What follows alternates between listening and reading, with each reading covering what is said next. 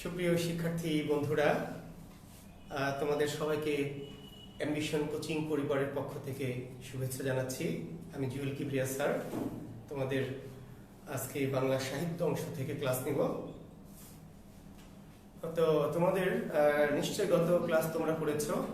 আমরা আমাদের জাতীয় কবি কাজী নজরুল ইসলাম সম্পর্কে আলোচনা করেছি।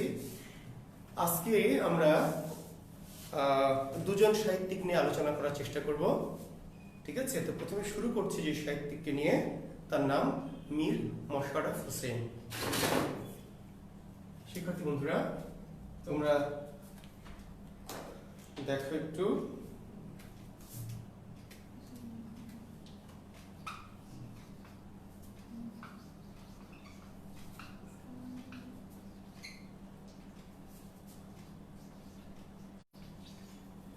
মীর মশাররফ হোসেন আমাদের আজকের যে সাহিত্যিক নিয়ে আমরা কথা বলবো, তার প্রথম সাহিত্যিকের নাম মীর মশাররফ হোসেন। তো মীর মশাররফ হোসেনের জন্ম কত সালে নিশ্চয় তোমরা জানো? 1847 সালে।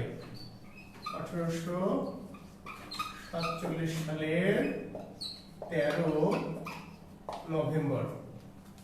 1847 সালের 13 নভেম্বর কুষ্টিয়া জেলার কুমারখালী উপজেলার কি গড়াই নদীর তীরবর্তী লাহিনীপাড়া গ্রাম, কুষ্টিয়া জেলার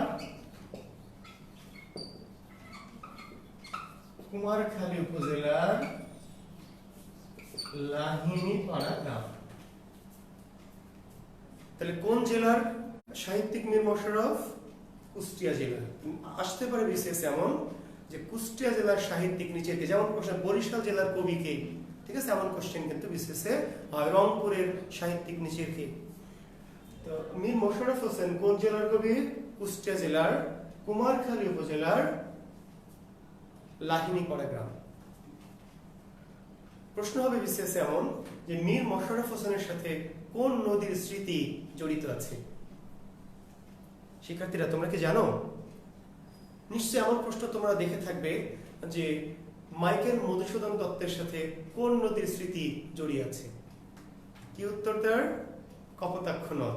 তাহলে মাইকেল মধুসূদন দত্তের সাথে যেমন কপোতাক্ষ নদীর স্মৃতি জড়িত আছে, ঠিক তেমনি মীর মশাররফ হোসেনের সাথে জড়িয়ে আছে কি? গড়াই নদী। কি নদী? গড়াই। এই গড়াই নদীর তীরবর্তী লাহিনীপাড়া গ্রামে মীর মশাররফ হোসেনের জন্ম। একটি সম্ভ্রান্ত মুসলিম পরিবারে জন্ম হয়েছিল তার। পিতার নাম মীর মোয়াজ্জেম হোসেন। পিতা মীর মোয়াজ্জেম হোসেন। মীর মশাররফ হোসেনের পিতার নাম কি? মীর মোয়াজ্জেম হোসেন।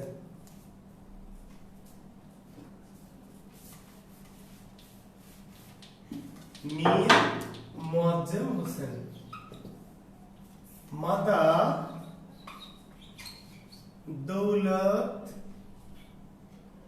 দৌলতুন নিসা।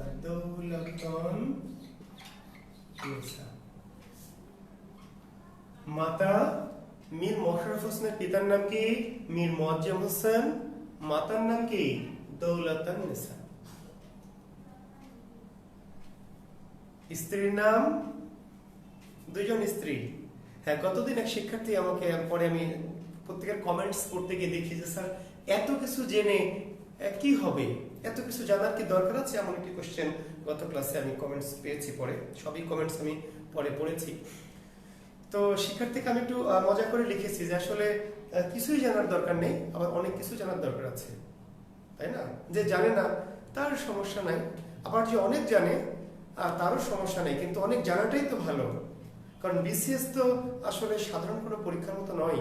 আমরা যদি জানা থাকে বিষয়টি, তাহলে আমরা যখন কোশ্চেন অনেক কঠিন হবে, অনেক বেশি ক্রিটিক্যাল হবে, অনেক জটিল হবে, তখন কিন্তু আমরা উতরে যাব, তাই না? কাজে জ্ঞানের প্রসারতা যত বাড়তি থাকবে, বেশি থাকবে, ততই কিন্তু তোমাদের জন্য মঙ্গল হবে। কাজে স্যার জানার দরকার আছে কিনা এত কিছু, সেই প্রশ্নটি আসলে অবান্তর।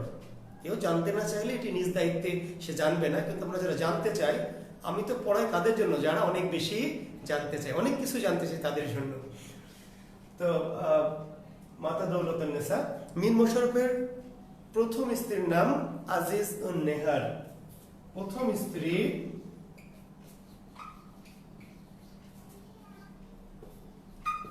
আজিজ উন নেহার।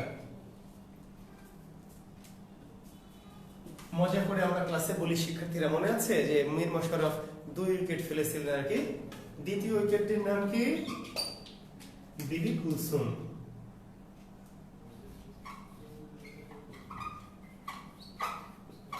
মীর মোশাররফ হোসেনের প্রথম স্ত্রী আজিজ উন নেহার এবং দ্বিতীয় স্ত্রী বিবি কুলসুম।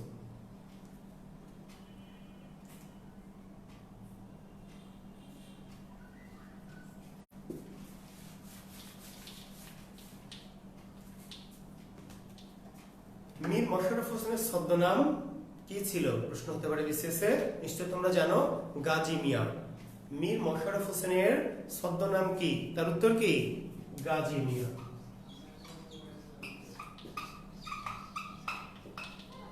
গাজী মিয়া।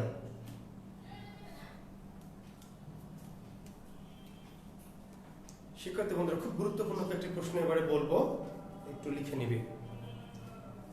বাংলা সাহিত্যের প্রথম মুসলিম ঔপন্যাসিক কে ছিলেন? প্রশ্ন হবে।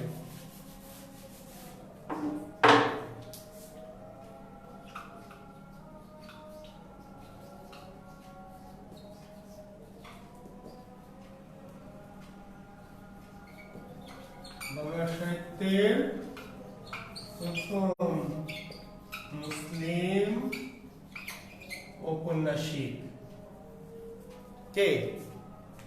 মীর মোশাররফ হোসেন। বাংলা সাহিত্যের প্রথম মুসলিম ঔপন্যাসিক কে? এই প্রশ্নটি হবে, তার উত্তর কি? মীর মোশাররফ হোসেন। বাংলা সাহিত্যের প্রথম মুসলিম নাট্যকার কে? মীর মোশাররফ হোসেন। বাংলা সাহিত্যের প্রথম মুসলিম প্রহসন রচয়িতা কে? মীর মোশাররফ হোসেন।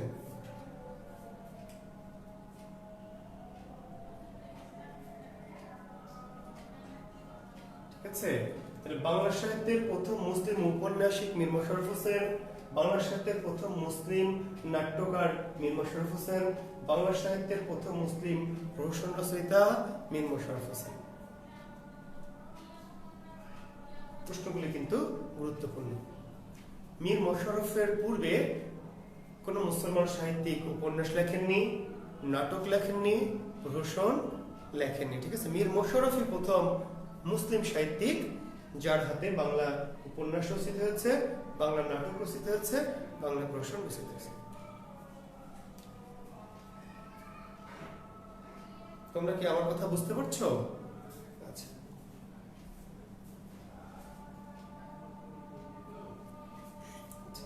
তাহলে আমরা এই প্রসঙ্গে আরেকটু জেনে নিই যে তাহলে মুসলমান রচিত প্রথম উপন্যাস কোনটি? এমন প্রশ্ন হতে পারে যে বাংলা সাহিত্যে মুসলমান রচিত বা মুসলিম সাহিত্যিক রচিত প্রথম উপন্যাস কোনটি? জানো তোমরা শিক্ষার্থী বন্ধুরা? রত্নাবতী। লিখে নাও, প্রথম মুসলমানদের দ্বারা রচিত প্রথম উপন্যাস বা মুসলিম সাহিত্যিক রচিত প্রথম উপন্যাসের নাম কি? রত্নাবতী।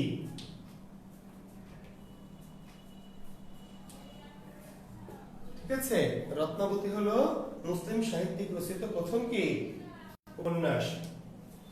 1869 সালে এটি প্রথম প্রকাশিত। মুসলমানদের প্রথম উপন্যাস কত সালে প্রকাশিত হয়েছে বা মুসলমান সাহিত্যিক রচিত প্রথম উপন্যাস 1869 সালে। মীর মোশাররফ হোসেন বাংলা সাহিত্যের প্রথম মুসলিম ঔপন্যাসিক, তার রচিত রত্নাবতী বাংলা সাহিত্যের প্রথম মুসলমান রচিত উপন্যাস এবং এই উপন্যাসটি প্রকাশ করা হচ্ছে 1869 সালটি। মনে রাখতে হবে এই জন্য যে মুসলমানদের লেখা প্রথম উপন্যাস কত সালে প্রকাশিত হয়েছে, তার উত্তর হচ্ছে 1869।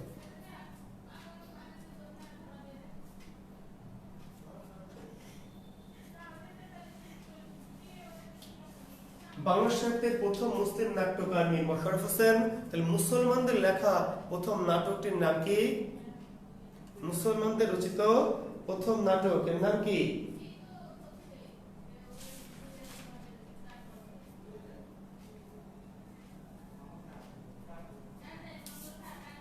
বসন্ত কুমারী।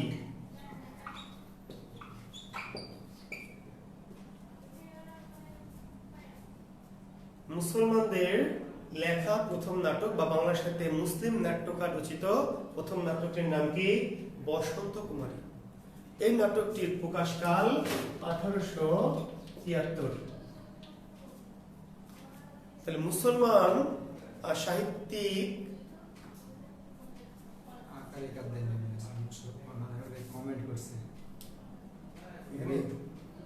জানে না। আচ্ছা শিক্ষার্থী বন্ধুরা, তোমরা কমেন্টসে কেউ করেছো যে মোশাররফ বানানটা ভুল হয়েছে মনে হয়, মেবি এটি তুমি যে লিখেছো সে ভুলের মধ্যে আছো, ঠিক আছে? অর্থাৎ তুমি মীর মোশাররফ বানান জানো না, ঠিক আছে? তো না জেনে কিন্তু কমেন্টস করা যাবে না, ভুল কমেন্টস করা যাবে না। মীর মোশাররফ আমি যেটি লিখেছি সেটি সঠিক। আর তোমরা যারা ট্রেনের বই থেকে দেখে লিখেছো, হকারদের বই থেকে, সেখানে আছে ময় ওকার, তো ওই বানানটি শুদ্ধ নয় আসলে, ঠিক আছে? আমি কে লিখেছো জানি না, তার নামটা আমি বলছিও না। মীর মোশাররফ বানান এটি কি শুদ্ধ বানান এবং সঠিক বানান, ঠিক আছে? এর সাথে আরো যা কিছু যুক্ত করবে বা বাদ দিবে সবই ভুল ঘটবে। তো বাংলা সাহিত্যের প্রথম মুসলিম নাট্যকার মীর মোশাররফ হোসেন। আর মুসলমানদের রচিত প্রথম নাটকটির নাম কি? বসন্ত কুমারী। মুসলমানদের প্রথম নাটক বা মুসলমান সাহিত্যিক রচিত প্রথম নাটক কত সালে প্রকাশিত হয়েছে? 1873 সালে। এর সাথে আরেকটু তথ্য একটু যুক্ত করছি, একটু জেনে রাখো। এমন প্রশ্ন হয় কখনো কখনো, হতে পারে যে মীর মোশাররফ তার বসন্ত কুমারী নাটকটি কোন নাটকের অনুকরণে লিখেছিলেন, এমন একটি প্রশ্ন। যদিও প্রশ্নটি একটু সিলি কোশ্চেন আমার মতে, তারপরে এরকম হয় যে বসন্ত কুমারী নাটক কোন নাটকের অনুকরণে লেখা। এটি কোন কোন গ্রন্থে দেওয়া আছে যে বসন্ত কুমারী নাটকটি মাইকেল মধুসূদন দত্তের কৃষ্ণ কুমারী। বসন্ত কুমারী নাটকটি মাইকেল মধুসূদন দত্তের কৃষ্ণ কুমারী এই নাটকের অনুকরণে লেখা। এটি একটি সিলি তথ্য, কিন্তু তারপরেও কখনো কোনো উৎসাহী পরীক্ষা করার সময় দিয়ে বসতে পারেন, একটু জেনে রাখতে হবে আমাদের। মুসলমানদের লেখা প্রথম নাটক বসন্ত কুমারী, মীর মোশাররফ হোসেন এটি মাইকেলের কৃষ্ণ কুমারী নাটকের অনুকরণে বা অবলম্বনে লিখেছিলেন বলে কেউ কেউ মনে করেন। আচ্ছা, এরপরে বাংলা প্রথম মুসলিম প্রহসন রচয়িতা মীর মোশাররফ হোসেন। আর মুসলমানদের লেখা প্রথম প্রহসনটির নাম কি? এর উপায় কি?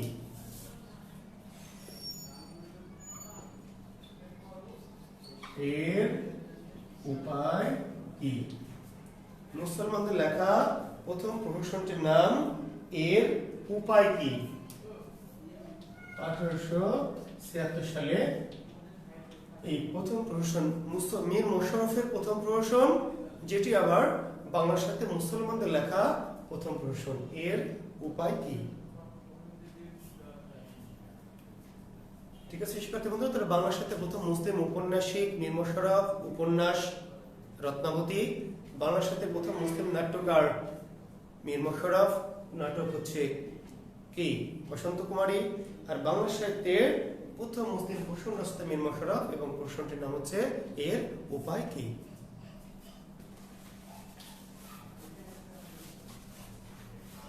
মীর মোশাররফ হোসেনের সাহিত্যিক জীবনটি শুরু হয়, তার একটু প্রেক্ষাপটটা একটু বলি, তোমরা জেনে রাখো যে মীর মোশাররফ হোসেন তার সাহিত্যিক জীবনে সবচেয়ে বড় অবদান যে মানুষটির, যদি প্রশ্ন হয় কার উৎসাহে, কার প্রেরণায়, কার তত্ত্বাবধানে মীর মোশাররফ সাহিত্য জীবনে আবির্ভাব ঘটেছিল, মীর মোশাররফের সাহিত্য জীবনে আবির্ভাব ঘটেছিল, তার উত্তর, কিংবা মীর মোশাররফ হোসেনের গুরু কে ছিলেন, এমন একটি কোশ্চেন হতে পারে। মীর মোশাররফ হোসেনের গুরুর নাম কি? কে ছিলেন গুরু? জানো কেউ? তোমরা লিখছো কমেন্টসে কেউ? মীর মোশাররফ হোসেনের গুরু হরিনাথ মজুমদার ওরফে কাঙাল হরিনাথ। হরিনাথ মজুমদার ওরফে কাঙাল হরিনাথ। এই ব্যক্তি ছিলেন মীর মশাররফ হোসেনের সাহিত্যিক গুরু এবং এই তার সম্পাদিত একটি পত্রিকা ছিল, যে পত্রিকাটার নাম ছিল গ্রাম বার্তা, বা কোনো বই লেখা আছে গ্রাম বার্তা প্রকাশিকা। ঠিক আছে, তো গ্রাম বার্তা বা গ্রাম বার্তা প্রকাশিকা, এই পত্রিকাটির সম্পাদক ছিলেন হরিনাথ মজুমদার ওরফে কাঙাল হরিনাথ। আর এই পত্রিকার মধ্য দিয়েই মীর মশাররফ হোসেনের সাহিত্যিক জগতে কি পরিস্থিতি ঘটে। ঠিক আছে, তাহলে মীর মশাররফ হোসেনের সাহিত্যিক জীবনের মূল স্তম্ভ বা মূল কারিগরিটা করেছিলেন হরিনাথ মজুমদার, এবং তার পত্রিকা গ্রাম বার্তার মধ্য দিয়ে লেখালেখি করেই মীর মশাররফ হোসেন সাহিত্যিক হিসাবে প্রতিষ্ঠা লাভ করেছিলেন। ফলে এই হরিনাথ মজুমদারকে বলা হয় মীর মশাররফের গুরু। আর কোন পত্রিকার অবদান ছিল মীর মশাররফের সাহিত্যিক জীবনে? গ্রাম বার্তা। যদিও আরেকটি পত্রিকায় মীর মশাররফ লিখতেন, সেটি হলো সংবাদ প্রভাকর। সংবাদ প্রভাকর, ঈশ্বরচন্দ্র গুপ্তের সংবাদ প্রভাকর। এই পত্রিকাটিতেও মীর মশাররফ অল্প স্বল্প কিছু লেখালেখি করেছেন, কিন্তু এই পত্রিকাটির অবদান হয়তো একটু আছে, কিন্তু মূল অবদানটি হচ্ছে গ্রাম বার্তা পত্রিকার। আমরা এবার আসি মীর মশাররফ হোসেনের যে সাহিত্য কর্মগুলি, সেগুলি একটি আমরা দেখব। আমরা দেখছি, তাহলে শুরুতে আমরা শুরু করছি যে মীর মশাররফ হোসেনের উপন্যাসগুলি কি কি, একটু দেখে নাও শিক্ষার্থী বন্ধুরা। মীর মশাররফ হোসেন রচিত উপন্যাস।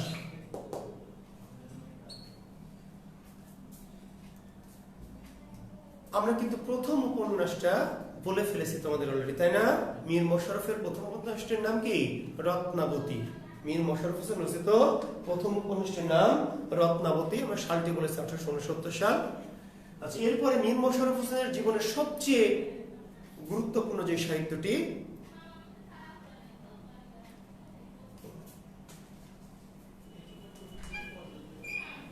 একটু আস্তে কথা চলে আসছে, আস্তে।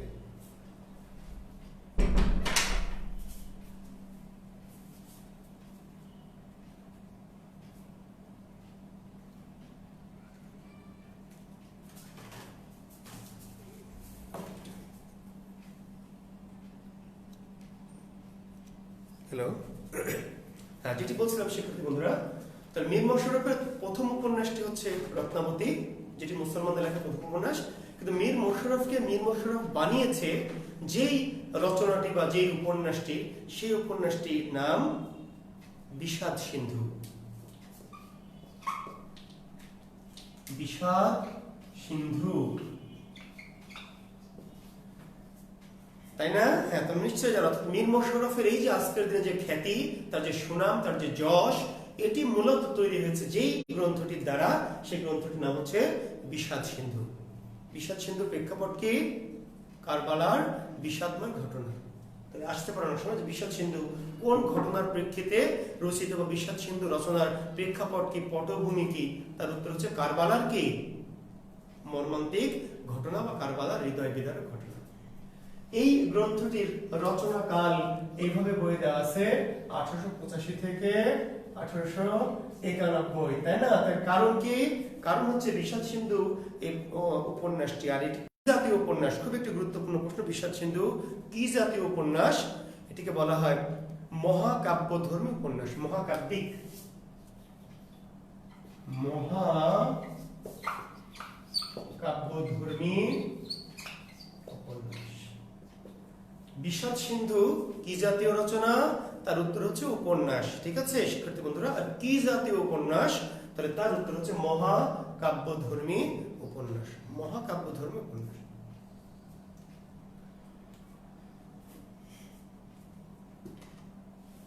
দেখতে পেরেছো তোমরা? হ্যাঁ, বিষাদ সিন্ধু কি জাতীয় রচনা? উপন্যাস। আর কি জাতীয় উপন্যাস? মহাকাব্যধর্মী। মহাকাব্যধর্মী উপন্যাস মানে কি? অর্থাৎ যেটি উপন্যাস কিন্তু উপন্যাস হয়েও যার ভাষার মধ্যে একটা কাব্যিক ব্যঞ্জনা, ঠিক আছে, এবং মহাকাব্যিক যে বিস্তৃতি, সে বিষয়গুলি যেখানে থাকে। ঠিক আছে, আসলে একটি উপন্যাস কিন্তু উপন্যাসের ভাষাটা কাব্যধর্মী, মহাকাব্যিক, এবং এর যে ব্যঞ্জনা, এর যে কাহিনীর বিস্তার, ঠিক আছে, এগুলো একটা মহাকাব্যধর্মী। যদি উপন্যাসের আকারে লেখা, কিন্তু এর ভাষা এবং এর গভীরতা এবং এর প্রেক্ষাপট পটভূমিগুলিকে মহাকাব্যিক একটা ব্যঞ্জনায় রচিত। বিষাদ সিন্ধু উপন্যাসটি 3টি পর্বে রচিত বা 3টি খণ্ড। তার বিষাদ সিন্ধুর পর্ব কয়টি বা খণ্ড কয়টি? তার উত্তর হচ্ছে 3টি। কি কি? একটিকে বলা হচ্ছে মহরম পর্ব, একটিকে বলা হচ্ছে উদ্ধার পর্ব, একটিকে বলা হচ্ছে এজিদ বধ পর্ব। মহরম পর্ব, উদ্ধার পর্ব এবং এজিদ বধ পর্ব। এই মহরম পর্বটি 1885 সালে, এজিদ বধ পর্ব 1887 সালে, উদ্ধার পর্ব 1827 সালে এবং এজিদ বধ পর্ব 1891 সালে। যদি এই সালগুলি আসলে গুরুত্বপূর্ণ নয়, অতি গুরুত্বপূর্ণ নয়, চাইলে তোমরা মনে রাখতে পারো, ঠিক আছে। তাহলে বিষাদ সিন্ধু উপন্যাসটি কয় খণ্ডে বা কয়টি পর্বে রচিত? 3টি খণ্ডে বা 3টি পর্বে রচিত। মহরম পর্ব, উদ্ধার পর্ব এবং এজিদ বধ পর্ব।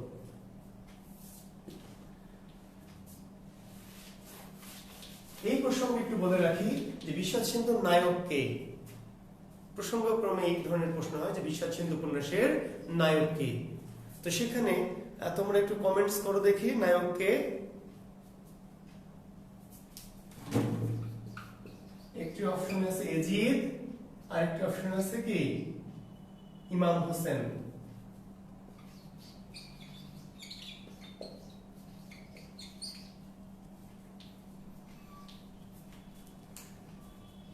বিষাদ সিন্ধু উপন্যাসের নায়ক কে?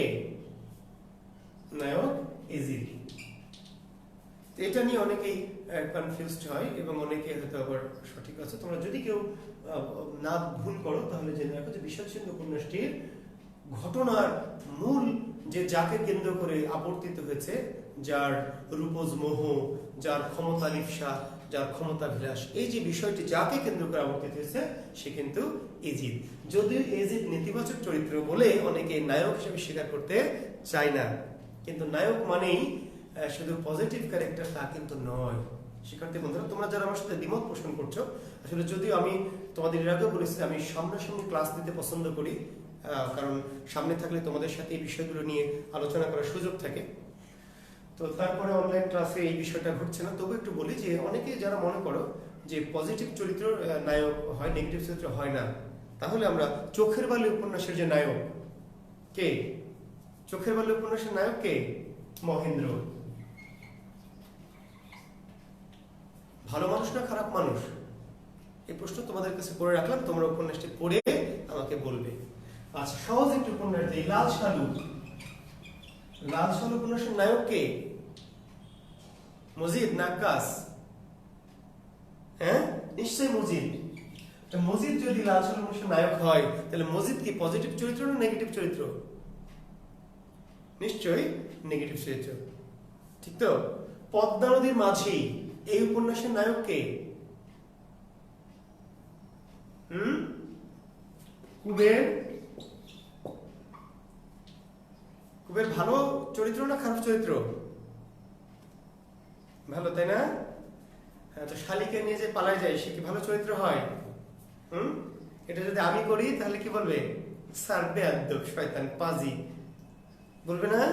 হ্যাঁ, কিন্তু তোমরা কুবেরকে নায়ক বলছো। তো কুবের তার শালিকে নিয়ে কিন্তু ময়না দিকে চলে গেল, তার অসহায় পঙ্গু স্ত্রী মালাকে রেখে, কিন্তু তুমি কিন্তু তাকে নায়ক বলছো, তাই না? নায়িকাকে কপিলা, ঠিক তো নাকি মালা? নিশ্চয়ই তুমি কপিলাকেই নায়িকা বলবা। তো কপিলা কি পজিটিভ না নেগেটিভ চরিত্র? নিশ্চয়ই নেগেটিভ চরিত্র, কারণ দুলাভাইকে নিয়ে যে পালিয়ে চলে যায় সে নিশ্চয়ই। তার মানে সাহিত্যের যে নায়ক নায়িকা, এগুলি আমরা ধর্মীয় বা এই ধরনের মূল্যবোধ দিয়ে যদি নির্ধারণ করি সেটি আসলে হবে না। সাহিত্যের নায়ক নায়িকা বলতে সেটিকে বোঝায় যাদের দ্বারা এই কাহিনীটি আবর্তিত হয়, যাদেরকে কেন্দ্র করে যারা এই কাহিনীটিকে কি করে আবর্তন ঘটায়, যাকে কেন্দ্র করে কাহিনী আবর্তিত হয় সেই মূলত নায়ক নায়িকা। সে পজিটিভ হতে পারে, নেগেটিভ হতে পারে। আর যদি দুটি সমান শক্তিশালী চরিত্র হয়, পজিটিভ নেগেটিভ, সেখানে আমরা পজিটিভ চরিত্রকে নায়ক ধরতে পারি, ঠিক আছে? যদি এমন হয় যে দুটি সমান শক্তিশালী চরিত্র, পজিটিভ চরিত্রটি সমান শক্তিশালী, নেগেটিভও সমান শক্তিশালী। আমরা সিনেমাটির মধ্যে কোনো সময় দেখি, সেই ক্ষেত্রে আমরা পজিটিভ চরিত্রটি, ভালো চরিত্রটিকে নায়ক হিসেবে ধরে নিব। কিন্তু যেখানে নেগেটিভ চরিত্রটি কাহিনীটিকে মূল নিয়ন্ত্রণ করে, সেক্ষেত্রে পজিটিভ নেগেটিভ বিষয় না, বিষয়টি হচ্ছে সে এই উপন্যাসটির পিছনে কি সবচেয়ে বড় ভূমিকা রাখছে এবং তাকে কেন্দ্র করে উপন্যাসের কাহিনী বা ঘটনাধারা আবর্তিত হয়েছে। ঠিক আছে শিক্ষার্থী বন্ধুরা, কাজেই তোমাদের আরো অনেক উপন্যাস নিয়ে এই ধরনের প্রশ্ন হতে পারে, নায়ক কে, তো নায়কের প্রশ্নে কিন্তু এই বিষয়টা চিন্তা করতে। আরেকটা উপন্যাসের কথা মনে পড়লো, গৃহদাহ। গৃহদাহ যারা পড়েছে বা সিনেমা আছে দেখবে, গৃহদাহ উপন্যাসের নায়ক কে? নায়ক কিন্তু সুরেশ, নায়ক সুরেশ। ঠিক আছে, সুরেশ কিন্তু খুব বেশি ইতিবাচক চরিত্র নয় মহিমের তুলনায়। মহিম অত্যন্ত ভালো মানুষ, অত্যন্ত সৎ, সহজ সরল, আর সুরেশ কিন্তু একটু দুষ্টু টাইপের বা একটু অন্যরকম ক্যারেক্টার, কিন্তু নায়ক কিন্তু কি সুরেশ। ঠিক আছে, আচ্ছা, তো যাই হোক, আমরা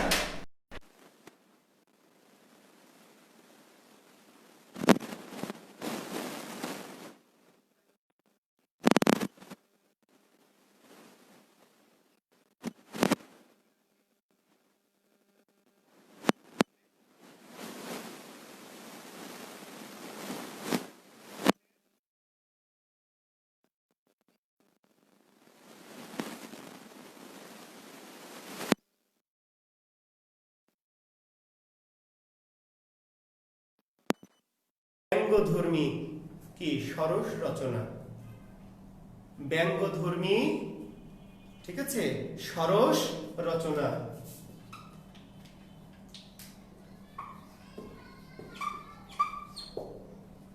ব্যঙ্গধর্মী সরস রচনা যদি উপন্যাস, কিন্তু কি জাতীয় উপন্যাস? তাহলে ব্যঙ্গধর্মী সরস উপন্যাস।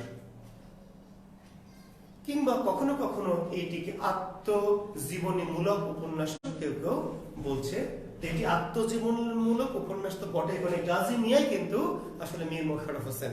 ঠিক আছে, তো গাজী মিয়ার বস্তানি মীর মশাররফ হোসেনের আত্মজীবনীমূলক রচনা, প্লাস এটি আবার তার ব্যঙ্গধর্মী কি সরস রচনা।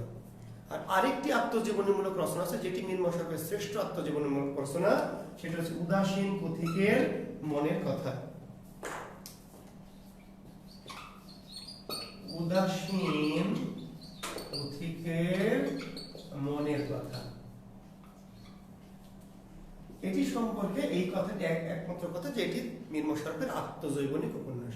তাহলে মীর মশাররফ হোসেনের আত্মজৈবনিক উপন্যাস দুইটি, একটি উদাসীন পথিকের মনের কথা আর একটি হচ্ছে গাজী।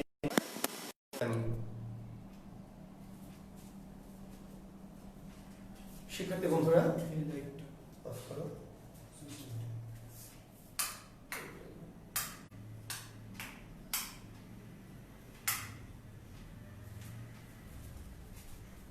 ঠিক আছে, তো মীর মশাররফ হোসেনের আত্মজৈবনিক বা আত্মজীবনীমূলক, আত্মজীবনী কিন্তু নয়, আবার বলছি শিক্ষার্থী বন্ধুরা, এগুলো কিন্তু মীর মশাররফের আত্মজীবনী নয়, আত্মজীবনীমূলক বা আত্মজৈবনিক উপন্যাস।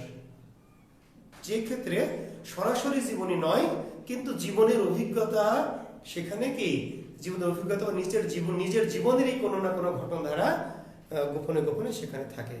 একটা হলো সরাসরি আত্মজীবনী, আর একটি হচ্ছে আত্মজীবনী সরাসরি নয়, কিন্তু আমার নিজের অভিজ্ঞতা, নিজের জীবনেরই কোনো কোনো অংশ সেই উপন্যাসের মধ্যে থাকে, সেগুলো আত্মজৈবনী। আত্মজৈবনিক উপন্যাস করতে উদাসীন পথিকের মনের কথা, গাজী মিয়ার বস্তানি, এটিও মীর মশাররফের আত্মজৈবনিক বা আত্মজীবনীমূলক উপন্যাস। তবে এটি সম্পর্কে আরেকটি কথা, যেটি হচ্ছে মীর মশাররফের ব্যঙ্গধর্মী বা কি সরস রচনা। এরপরে আরেকটি উপন্যাস আছে মীর মশাররফ হোসেনের, যার নাম হচ্ছে রাজিয়া খাতুন। এগুলো একটু কম গুরুত্বপূর্ণ উপন্যাস, কিন্তু নামগুলো মনে রাখতে হবে।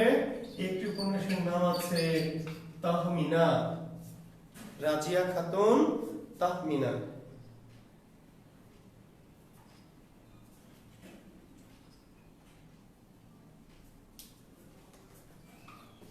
ইসলামের জয়, একটু কম গুরুত্বপূর্ণ বা কম বিখ্যাত উপন্যাস, কিন্তু আমরা নামগুলি মনে রাখবো এই জন্য যে অনেক সময় কিন্তু বিসিএস এর প্রশ্ন হবে কোনটি মীর মশাররফের রচনা বা কোনটি রচনা নয়। তো কোনটি মীর মশাররফের রচনা নয় এই প্রশ্নের উত্তর কিন্তু দিতে হলে তোমাকে জানতে হবে যে কোনটি মীর মশাররফের রচনা। আমরা যদি না জানি কম গুরুত্বপূর্ণ লেখাগুলি, তাহলে সেই ক্ষেত্রে কোনটি মীর মশাররফের রচিত নয় সেই উত্তরে কিন্তু আমরা একটু কনফিউজ হয়ে যাব।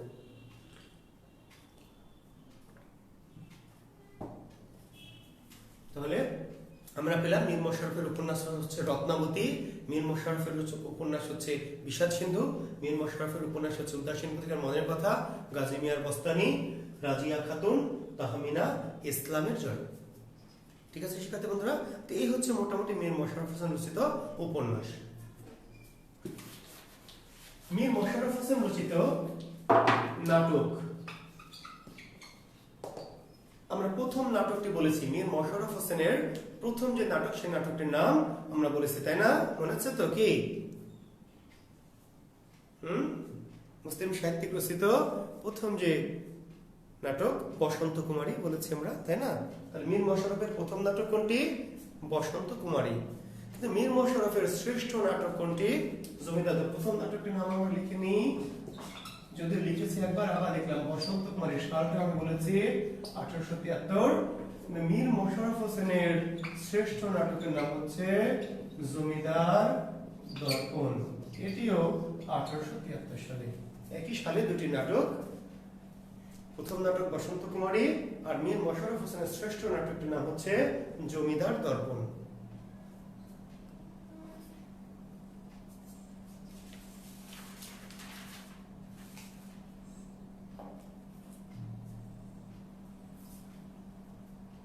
এই জমিদার দর্পণ নাটক সম্পর্কে একটু কথা বলি, সেটি হচ্ছে জমিদার দর্পণ নাটকটি সম্পর্কে এমন প্রশ্ন হতে পারে যে জমিদার দর্পণ নাটক কোন নাটকের অনুকরণে বা কোন নাটকের অনুসরণে রচিত। নিশ্চয়ই তোমরা বুঝতে পেরেছো উত্তরটি বা জানো অনেকেই যে জমিদার দর্পণ নাটকটি মীর মশাররফ দীনবন্ধু মিত্রের নীল দর্পণ এই নাটকের অনুকরণে রচনা করেছিলেন। ঠিক আছে, মীর মশাররফের জমিদার দর্পণ কোন নাটকের বা কার নাটকের অনুকরণে লেখা? দীনবন্ধু মিত্রের নাটকের অনুকরণে। আর কোন নাটকের? তাহলে বলতে হবে নীল দর্পণ। এরপরে যে নাটকটি সেটির নাম হলো বেহুলা গীতাভিনয়। বেহুলা গীতাভিনয় একটু যাত্রাধর্মী নাটক এবং কম জনপ্রিয় বা কম বিখ্যাত নাটক মীর মশাররফের বেহুলা গীতাভিনয়। একটি হচ্ছে আরেকটি নাটকের নাম হলো টালা অভিনয়, আরেকটি নাটকের নাম হলো নিয়তি কি অবনতি।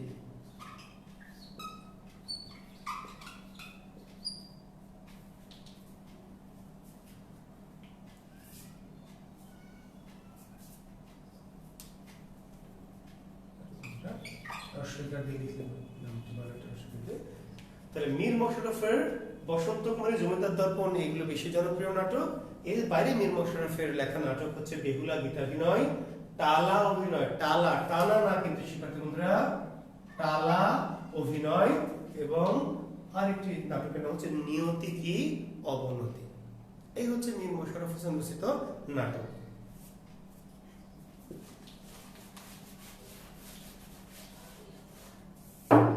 আমরা যদি মীর মশাররফ হোসেনের প্রহসনে আসি,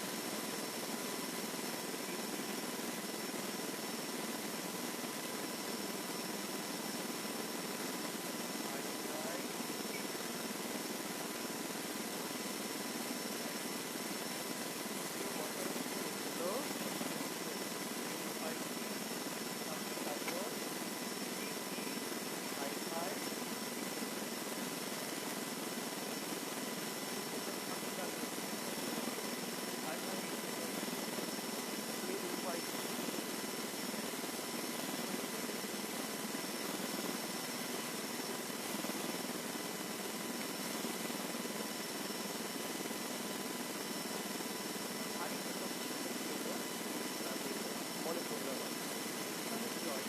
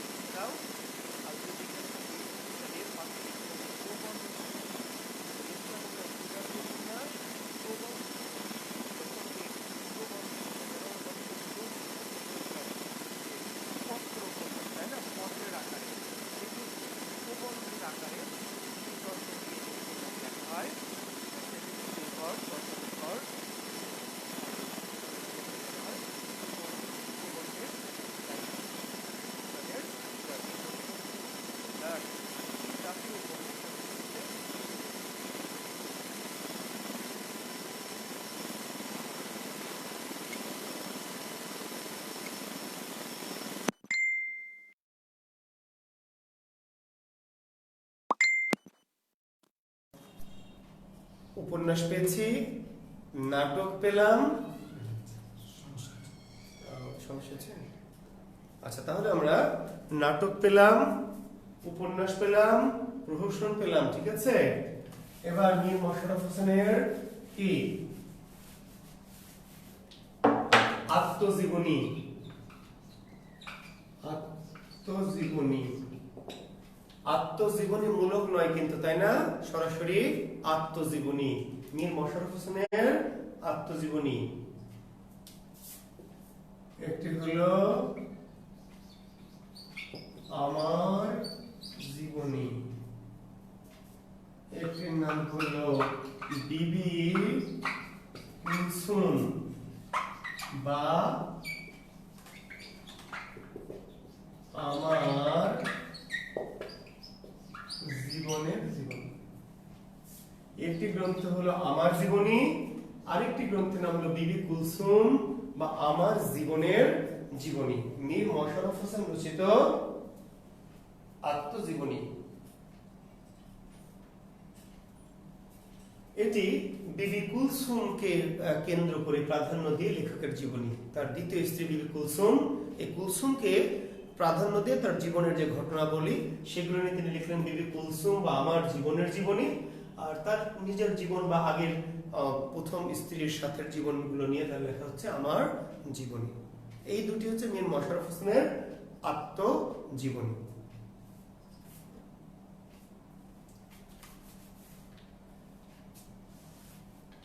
এবার আমরা মীর মশাররফ হোসেনের কাব্যগ্রন্থ, যদিও মীর মশাররফ মূলত, ঠিক আছে, গদ্য রচয়িতা, উপন্যাসিক, নাট্যকার, প্রহসন রচয়িতা, কিন্তু কিছু কাব্য তিনি লিখেছেন।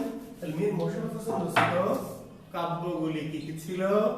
একটি কাব্যের নাম হচ্ছে গড়াই ব্রিজ বা গৌরী সেতু, গড়াই ব্রিজ বা গৌরী সেতু, গড়াই ব্রিজ বা গৌরী সেতু। তারপরে পঞ্চনারী,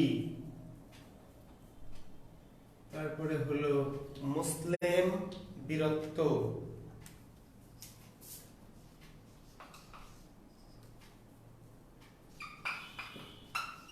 মুসলিম বীরত্ব। এই মার্কার আছে একটা, দেখি মার্কার দেখো, নতুন মার্কার দেখো ভিতরে থাকতে পারে। মুসলিম বীরত্ব, তারপরে আরেকটা কি বাজিমাত, বাজিমাত, গড়াই ব্রিজ বা গৌরী সেতু, পঞ্চনারী, মুসলিম বীরত্ব, বাজিমাত, বিবি খোদেজা বিবাহ,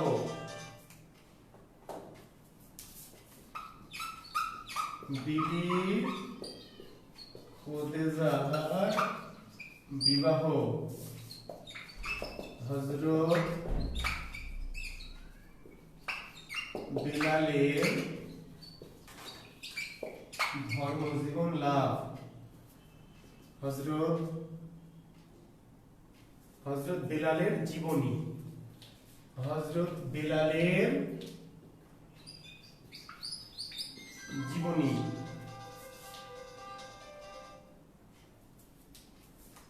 হযরত ওমরের ধর্মজীবন লাভ হযরত আমির হামজার ধর্মজীবন লাভ।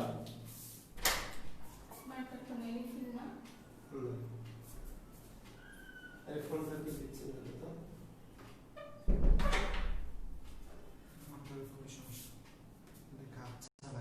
তো হ্যাঁ কালি কম তো এটা দেখে কি করে ফিল করতে গেলে আমি খেয়াল করিনি। আচ্ছা একটু কালি কমে গেছে আমি ব্যবস্থা করছি ঠিক আছে তোমরা একটু দেখো আমি বলছি তাহলে গড়াই ব্রিজ বা গৌরী সেতু পঞ্চনারী বা কোন বইয়ের গ্রন্থটির নাম আছে পঞ্চনারী পদ্য ঠিক আছে পঞ্চনারী বা কোন বইয়ের তথ্যটা আছে পঞ্চনারী পদ্য একই গ্রন্থ মুসলিম বীরত্ব বাজিমাত বিবি খুদেজার বিবাহ হযরত বেলালের জীবনী হযরত ওমরের ধর্মজীবন লাভ হযরত আমির হামজার ধর্মজীবন লাভ এগুলি হচ্ছে মীর মোশাররফ হোসেন রচিত কি কাব্য গ্রন্থ ঠিক আছে। আরেকটা আছে প্রেম পারিজাত লিখে নাও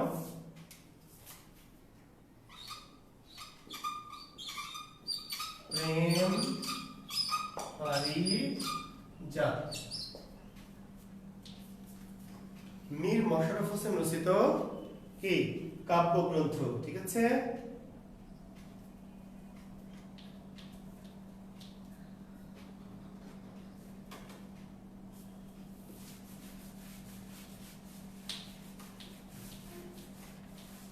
মীর মোশাররফ হোসেনের প্রবন্ধ লেখো প্রবন্ধ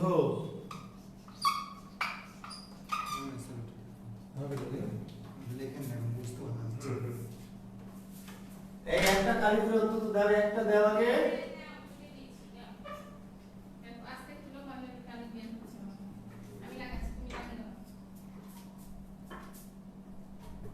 প্রবন্ধ হচ্ছে গোজীবন এবার কালি হয়েছে না শিক্ষার্থীরা হ্যাঁ এবার বেশি হয়ে গেছে তাই না।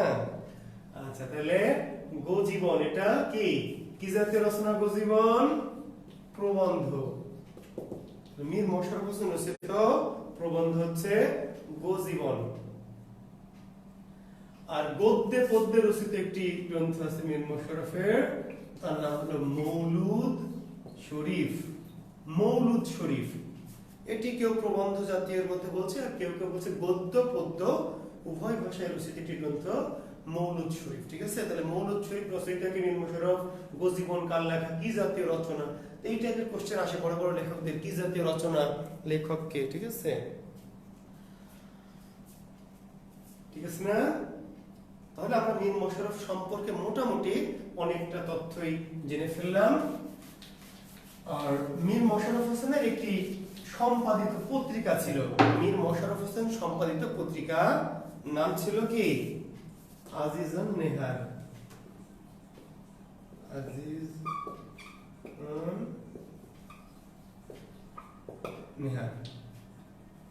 মীর মোশাররফ হোসেন যদিও নিজে গ্রাম বার্তা কিংবা সংবাদ বহ করে পত্রিকায় লেখালেখি করে লেখক হয়েছেন কিন্তু তিনি নিজে পরবর্তীতে একটি পত্রিকা সম্পাদনা করেছিলেন সেই পত্রিকাটির নাম কি আজিজ-উন-নেহার এবং মজার বিষয় এই পত্রিকাটি তিনি নামকরণ করেছিলেন কার নামে তার প্রথম স্ত্রী মনে আছে মীর মোশাররফ হোসেনের প্রথম স্ত্রীর নাম কি আজিজ-উন-নেহার সেই আজিজ-উন-নেহারের নাম অনুসারেই কিন্তু মীর মোশাররফ তার পত্রিকা মীর মোশাররফের সম্পাদিত পত্রিকা আজিজ-উন-নেহার মীর মোশাররফ তার পত্রিকা সম্পাদিত পত্রিকাটি কার নামে নামকরণ করেছিলেন তার প্রথম স্ত্রী আজিজ-উন-নেহার নামে। এটি প্রকাশিত হয়েছিল 1874 সালে দুজননেহার পত্রিকার প্রকাশকাল 1874।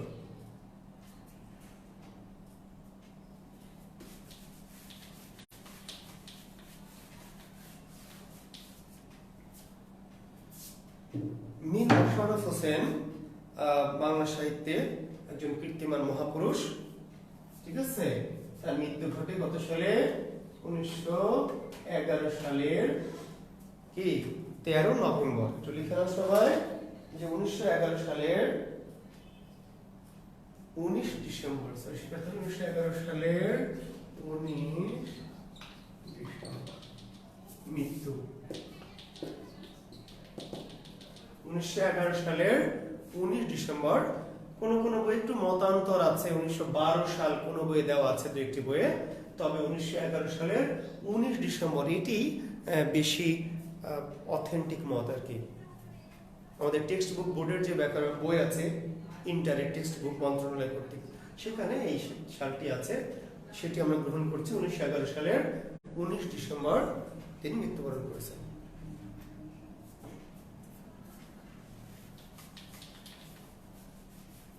তো এই হচ্ছে আমাদের সাহিত্যিক মীর মোশাররফ হোসেন, ঠিক আছে শিক্ষার্থী বন্ধুরা। আমরা আজকে আরো একজন লেখক নিয়ে একটু কথা বলতে চেয়েছি। দুজন লেখক আমরা কথা বলবো, তার একজন আমরা শেষ করেছি, ঠিক আছে। আরেকজন লেখকে আমরা এবার যাব, সেই লেখকের নাম হচ্ছে বঙ্কিমচন্দ্র চট্টোপাধ্যায়।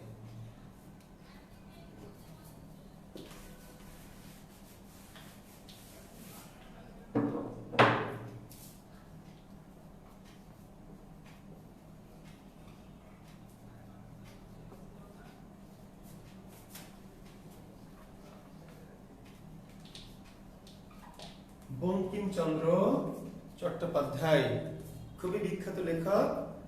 তো বঙ্কিমচন্দ্র চট্টোপাধ্যায়ের জন্ম কত সালে?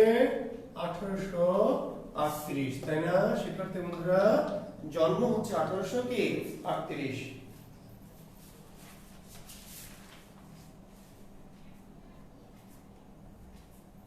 যদি তারিখ জানতে চাই আমরা, তাহলে 26 জুন 1838 সালের কি 26 জুন। কোথায় জন্মেছে নিশ্চয় তোমরা জানো? জানো না সবাই? কোথায়? 24 পরগনা জেলার নৈহাটি থানার কাঁঠালপাড়া গ্রামে, তাই না? তাহলে কাঁঠালপাড়া গ্রামে জন্মেছেন কে? বঙ্কিম। বঙ্কিমের জন্ম কোন গ্রামে? কাঁঠালপাড়া। এরকম প্রশ্ন হয়, কাঁঠালপাড়ায় জন্মেছেন কে? প্রশ্ন হয় পায়রাবন্দে জন্মেছেন কে? প্রশ্ন হয় পেয়ারা গ্রামে জন্ম কার? তাই না? জানো না তোমরা? পায়রাবন্দে জন্মেছে কে? বেগম রোকেয়া। পেয়ারা গ্রামে জন্মেছে কে? শিক্ষার্থী বন্ধুরা বলো, পেয়ারা গ্রামে জন্ম কার? ডক্টর মোহাম্মদ শহীদুল্লাহ, 24 পরগনা জেলার পেয়ারা গ্রাম, ঠিক আছে। আর আমাদের এই বঙ্কিমচন্দ্র জন্মেছেন কোথায়? কাঁঠালপাড়া। তাহলে 24 পরগনা জেলার কি নৈহাটি থানার কাঁঠালপাড়া গ্রামে বঙ্কিমচন্দ্র চট্টোপাধ্যায়ের জন্ম। কত তারিখ? সাল 1838 সালের 26 জুন 1245 বঙ্গাব্দ। একটু বঙ্গাব্দটা জেনে রাখো, কখনো কখনো দরকার হয় যে বঙ্কিমের জন্ম কত বঙ্গাব্দে? 1245 বঙ্গাব্দে। পিতার নাম যাদবচন্দ্র চট্টোপাধ্যায়। পিতার নাম কি? যাদবচন্দ্র চট্টোপাধ্যায়। মাতার নাম দুর্গা সুন্দরী দেবী। বঙ্কিমচন্দ্রের পিতার নাম যাদবচন্দ্র চট্টোপাধ্যায়, মাতার নাম দুর্গা সুন্দরী দেবী। একটু কম গুরুত্বপূর্ণ তথ্য তবে একটু জানিয়ে রাখি যে বঙ্কিমরা ছিলেন 4 ভাই। বঙ্কিমচন্দ্রের আরো এক ভাইয়ের নাম একটু গুরুত্বপূর্ণ বাংলা সাহিত্যে, তার নাম হচ্ছে সঞ্জীব চন্দ্র চট্টোপাধ্যায়। এই নামটি গুরুত্বপূর্ণ কারণ ইনি একজন সাহিত্যিক, ঠিক আছে। এবং বাংলা ভাষায় ভ্রমণ সাহিত্যের জনক বলা হয় এই সঞ্জীব চন্দ্র চট্টোপাধ্যায়কে, ঠিক আছে শিক্ষার্থী বন্ধুরা। আমি প্রাসঙ্গিকভাবে কথাটি বলে রাখছি যে বঙ্কিমচন্দ্র তো অনেক বড় সাহিত্যিক, আমরা তার সঙ্গে আলোচনা করছি, কিন্তু তারা 4 ভাইয়ের মধ্যে আরো এক ভাই সঞ্জীব চন্দ্র চট্টোপাধ্যায়, তিনিও ছিলেন বাংলা সাহিত্যের মোটামুটি বিখ্যাত, অতি বিখ্যাত হয়তো তিনি হতে পারেননি, কিন্তু মোটামুটি বিখ্যাত একজন সাহিত্যিক। এবং বাংলা সাহিত্যে ভ্রমণ সাহিত্য নামক যে সাহিত্য অংশটি আছে বাংলা সাহিত্যের, সেই সাহিত্যের জনক কিন্তু সঞ্জীব চন্দ্র চট্টোপাধ্যায়। এর বাইরেও তার আরো 2 ভাই পূর্ণচন্দ্র এবং শ্যামাচন্দ্র। তো সেই নামগুলি তোমাদের মনে না রাখলেও চলবে, কিন্তু এই নামটি জেনে রাখো।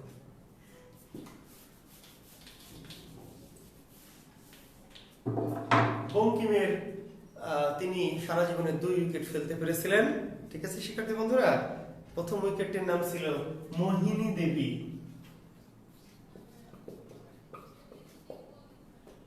মোহিনী দেবী বঙ্কিমের প্রথম স্ত্রী। মোহিনী দেবী। মজার বিষয়, বঙ্কিমের বিয়ে হয় 1849 সালে। শিক্ষার্থী বন্ধুরা খেয়াল করো, জন্ম 1838, বিয়ে হয়েছে 1849 সালে। কত বছর বয়স বের করো। বঙ্কিমের কত বছর বয়সে বিয়ে হয়েছে? না বিসিএসে আসবে না, আমি একটু মজার জন্য বলছি। দেখো 11 বছর। তো 11 বছর বয়সে বঙ্কিম বিয়ে করেছে, সেজন্য তো বঙ্কিম হয়েছে। তোমাদের বয়স তো 21 পেরিয়ে গেছে, তাই না? বঙ্কিম কেমনে হবা? আচ্ছা ঠিক আছে। তো বঙ্কিমের 11 বছর বয়সে, আর মোহিনী দেবীর বয়স ছিল 5 বছর। তাহলে 11-র সাথে এই 5-এর বিয়ে। আমরা যে ইতিহাস অনেক সময় আমি ঈশ্বরচন্দ্র বিদ্যাসাগর পড়াতে গিয়ে যে বাল্য বিবাহের কথা বলি আমরা, ঠিক আছে, এটি কিন্তু একটা বাস্তব ইতিহাস, এটি কোনো কল্পিত। 5 বছরের বাচ্চার বিয়ে হচ্ছে। 5 বছরের মোহিনী দেবীর সাথে 11 বছর বয়সে বঙ্কিমের বিয়ে হয়েছে 1849 সালে। তো এটি তথ্যটি তোমাদের আমি জানানোর জন্য জানালাম। বিসিএস এর সাথে এর অত বেশি সম্পৃক্ততা নাই, আমি জাস্ট ইতিহাসটা বোঝালাম যে আমাদের এমন একটা সময় ছিল যখন 5 বছর, 6 বছর, 7 বছরের বাচ্চাদেরকে বিয়ে হতো, বাল্য বিবাহ যাকে বলছে। মোহিনী দেবী পরেই বঙ্কিমের আরো একজন স্ত্রী ছিলেন, যার নাম হচ্ছে রাজলক্ষ্মী দেবী। বঙ্কিমের দ্বিতীয় স্ত্রীর নাম কি? রাজলক্ষ্মী দেবী।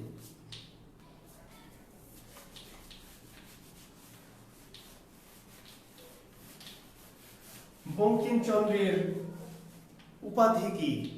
দেখে নাও, বঙ্কিমচন্দ্রের উপাধি।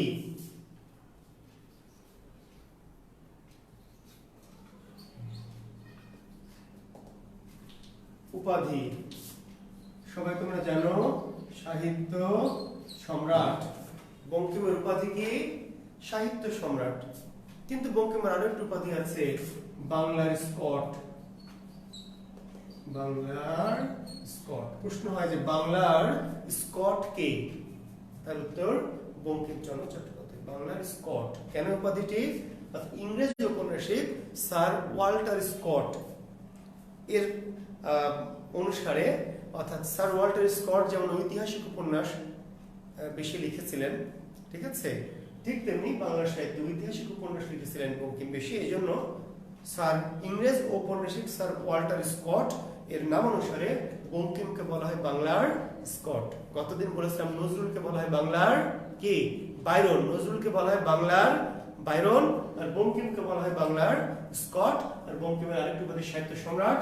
বঙ্কিমের উপাধি হলো উপন্যাসের জনক।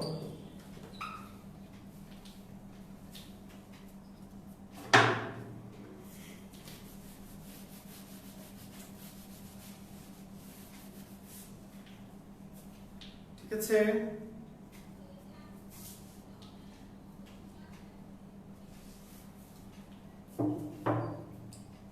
বঙ্কিমচন্দ্র চট্টোপাধ্যায় হুগলির মহসিন কলেজে পড়াশোনা করেছেন। হুগলি মহসিন কলেজ। তবে তার চেয়ে বড় যে তথ্যটি দরকার বিশেষ, যে তিনি কলকাতা বিশ্ববিদ্যালয় থেকে 1858 সালে বিএ পাশ করেন। অর্থাৎ কলকাতা বিশ্ববিদ্যালয়ে থেকে প্রথম যারা বিএ পাশ করেছিলেন তাদের একজন ছিলেন বঙ্কিমচন্দ্র চট্টোপাধ্যায়। শিক্ষার্থী বন্ধুরা বুঝতে পেরেছো কি? কলকাতা বিশ্ববিদ্যালয়ে প্রথম যে ব্যাচের শিক্ষার্থীরা বিএ পাশ করে তাদের একজন ছিলেন বঙ্কিমচন্দ্র চট্টোপাধ্যায়। তাহলে বঙ্কিম কোথা থেকে বিএ পাশ করেন? কলকাতা বিশ্ববিদ্যালয়। তাহলে বঙ্কিম কোন বিশ্ববিদ্যালয়ের ছাত্র ছিলেন?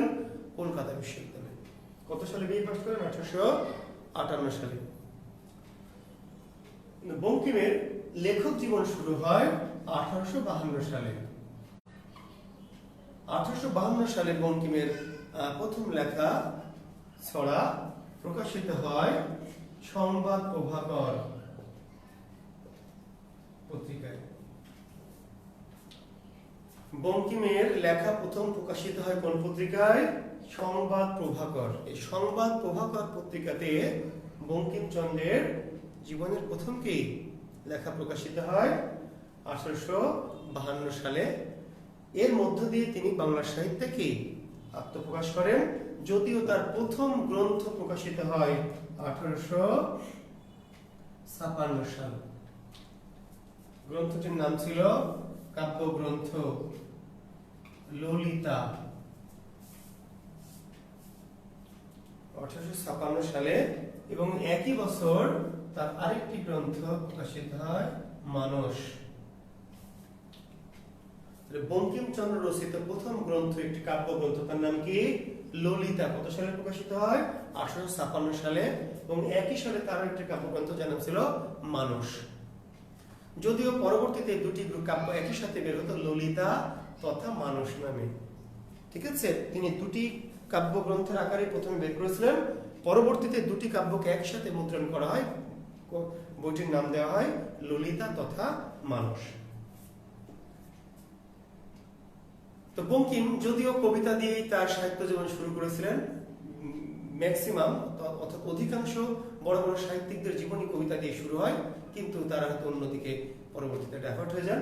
বঙ্কিম এই কবিতার এই জগৎ ছেড়ে তিনি চলে গেলেন গদ্য সাহিত্যের জগতে। ঠিক আছে, বঙ্কিম কবিতা দিয়েই তার সাহিত্য জীবন শুরু করলেন। 1856 সালে তার কাব্যগ্রন্থ প্রকাশিত হলো, কিন্তু এরপরে তিনি কবিতার জগৎ থেকে চলে গেলেন কোথায়? গদ্যের জগতে। এবং মজার বিষয়, আমি তোমাদের শিক্ষার্থী বন্ধুরা তোমাদের মাইকেল মধুসূদন দত্ত পড়িয়েছি, আমার যত সম্ভব মনে পড়ছে ক্লাসে। আমি জানি না সবাই পেয়েছো কিনা, বা আমাদের যেহেতু অ্যাডমিশন অনেক ব্যাচ থাকে, সব ব্যাচকে হয়তো একইভাবে ব্যাচ থাকে না, কারো আগে পিছিয়ে থাকে। তো আমি মাইকেল পড়িয়েছি, যদি পড়িয়ে না থাকি পরে কোনো একদিন পড়াবো। শুধু একটু বলে রাখি যে মাইকেল মধুসূদন দত্ত বাংলা সাহিত্য অবজ্ঞ অবহেলা করে ইংরেজি সাহিত্যে তিনি সাহিত্যিক হতে চেয়েছিলেন, ইংরেজি ভাষা। এই রোগটি কিন্তু বঙ্কিমের মধ্যে ছিল, একই স্পৃহা, অর্থাৎ ইংরেজি ভাষায়, অর্থাৎ অতি শিক্ষিত মনে করে নিজেকে তিনি ইংরেজি ভাষায় সাহিত্য চর্চা করে খ্যাতি লাভ করতে চেয়েছিলেন। ফলে বঙ্কিমের প্রথম যে উপন্যাসটি সেটি কিন্তু বাংলায় নয়, কোন ভাষায়? ইংরেজিতে। গ্রন্থটির নাম কি? রাজমোহনস ওয়াইফ। রাজমোহনস ওয়াইফ। তাহলে বঙ্কিমচন্দ্র রচিত প্রথম উপন্যাসটির নাম কি? রাজমোহনস ওয়াইফ।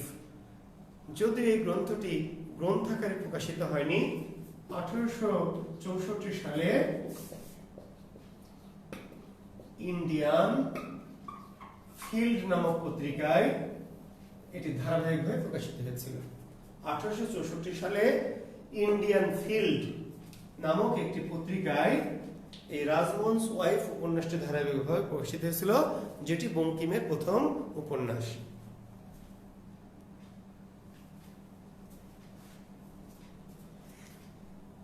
তাহলে বঙ্কিম রচিত ইংরেজি উপন্যাসের নাম কি?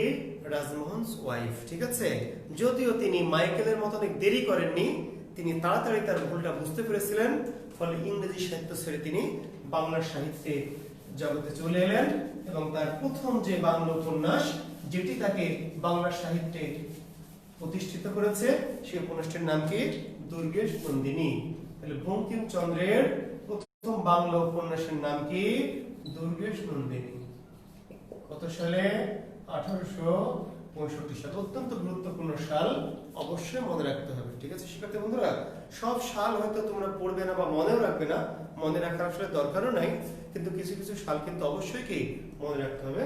তাহলে বঙ্কিমের প্রথম বাংলা উপন্যাস দুর্গেশ নন্দিনী, যেটিকে বলা হয় বাংলা সাহিত্যের প্রথম প্রকৃত উপন্যাস।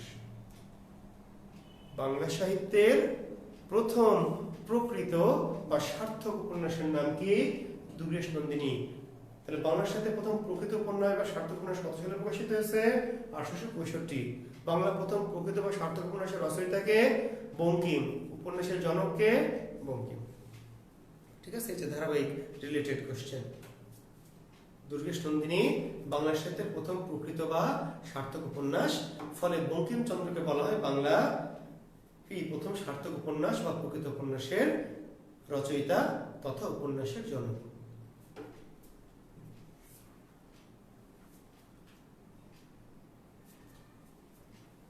এর পরের বছর অর্থাৎ 1865 সালের পরে 1866 সালে বঙ্কিম লিখলেন কি? আরেকটি বিখ্যাত উপন্যাস, যার নাম ছিল কপাল কুণ্ডলা। বঙ্কিম রচিত দ্বিতীয় বাংলা উপন্যাস কপাল কুণ্ডলা 1866 সালে, যেটিকে বলে বাংলা সাহিত্যের প্রথম রোমান্টিক বা রোমান্স। এটি আসলে ঠিক রোমান্টিক নয়, এটিকে বলা হচ্ছে রোমান্স ধর্মী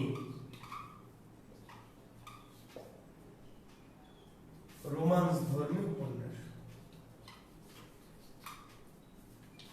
বাংলা সাহিত্যের প্রথম রোমান্টিক তথা রোমান্স ধর্মী উপন্যাসের নাম কি? কপাল কুণ্ডলা। তাহলে রোমান্স ধর্মী উপন্যাসের জনককে? বঙ্কিমচন্দ্র চট্টোপাধ্যায়। ঠিক আছে, বাংলা সাহিত্যের প্রথম রোমান্টিক উপন্যাসের জনককে? বঙ্কিমচন্দ্র চট্টোপাধ্যায়।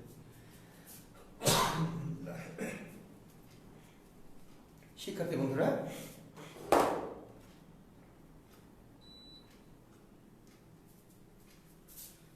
এরপরে বঙ্কিম আরো 12টি উপন্যাস রচনা করেছেন, অর্থাৎ বঙ্কিম রচিত বাংলা উপন্যাসের সংখ্যা কয়টি? 14টি। বঙ্কিম রচিত বাংলা উপন্যাসের সংখ্যা 14টি। ঠিক আছে শিক্ষার্থী বন্ধুরা, তাহলে সেই উপন্যাসগুলি কি? তার মধ্যে আমি 2-3টি বিখ্যাত উপন্যাস আগে বলে নিই, যেগুলো একটু সাল সহ জানতে হবে, তারপর বাকিগুলো বলার চেষ্টা করছি।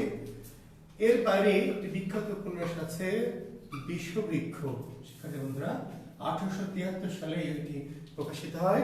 বিশ্ববৃক্ষ বঙ্কিমের যে আরো একটি উপন্যাস থেকে জনপ্রিয়তা দিয়েছে, তার একটি উপন্যাসের নাম হচ্ছে বিশ্ববৃক্ষ।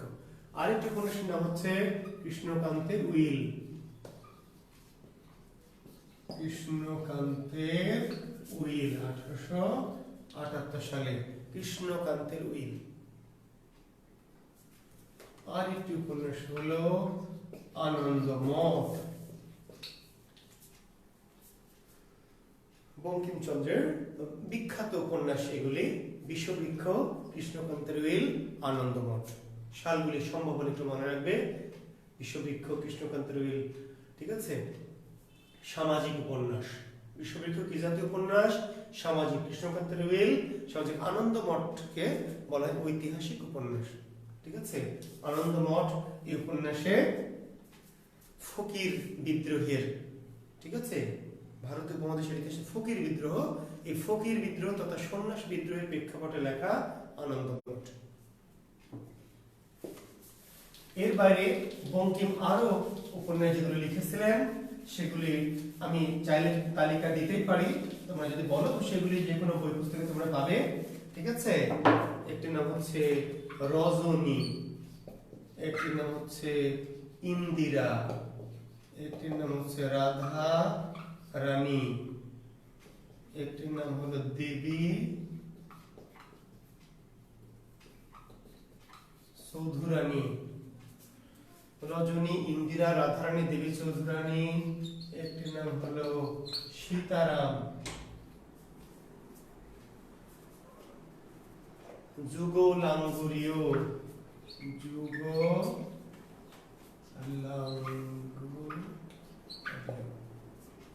রজনী, ইন্দিরা, রাধারানী, দেবী চৌধুরানী, সীতারাম, যুগলাঙ্গুরীয়।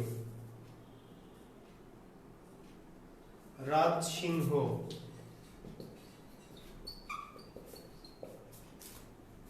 চন্দ্রশেখর।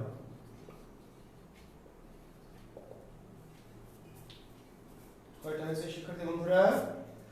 মৃণালিনী। তাহলে আমরা আগে কয়টা বলেছি? 5টা।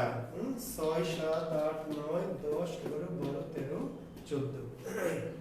আচ্ছা, আমরা প্রথমে বলেছি দুর্গেশ নন্দিনী, তারপরে কপালকুণ্ডলা, তারপরে বিশ্ববৃক্ষ, কৃষ্ণকান্তের উইল, আনন্দমঠ, এই 5টি। এরপরে আমরা এগুলো একটু সাল, আমি আবার বলছি তোমরা চাইলে এগুলির সাল পড়তে পারো, তবে সব উপন্যাসের সাল পড়তে গেলে বিভ্রান্তি ঘটবে এবং ভুলে যাওয়ার সম্ভাবনাটা বেশি থাকবে। কাজেই যেগুলি আমার অতি গুরুত্বপূর্ণ সেগুলি আমরা সাল মনে রাখবো, বাকিগুলি শুধু উপন্যাসের নামটা মনে রাখবো। যে মৃণালিনী রচয়িতা কি, চন্দ্রশেখর কার লেখা, ইন্দিরা কার লেখা, কি জাতীয় রচনা, তাই না? তাহলে রজনী, ইন্দিরা, রাধারানী, দেবী চৌধুরানী, সীতারাম, যুগলাঙ্গুরীয়, রাজসিংহ, চন্দ্রশেখর, মৃণালিনী।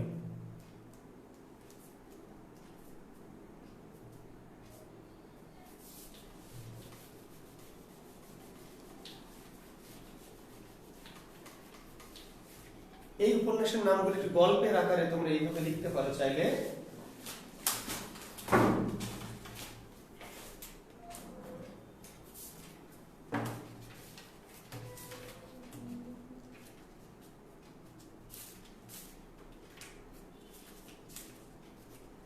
শিক্ষার্থী বন্ধুরা, বঙ্কিমের এই উপন্যাসগুলিকে আমরা একটু গল্পের আকারে এইভাবে লিখি। যদিও সবাই গল্পের আকারে পছন্দ করে না, তবু যদি কেউ এমন থাকে অনেকে পছন্দ করে, তোমরা এইভাবে লিখে নিতে পারো। পরে দেওয়া কালিতে উঠতে চাই না, দেরি হবে। তোমরা যদি গল্প লিখতে চাও তাহলে এইভাবে লিখতে পারো তোমরা, যে দেবী চৌধুরানী ইন্দিরা, দেবী চৌধুরানী ইন্দিরা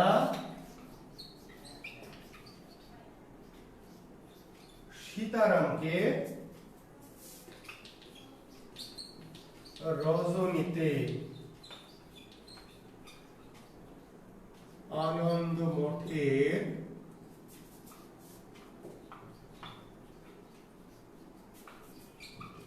বৃক্ষবৃক্ষের তলে যুগলাঙ্গুরীয় করাইল।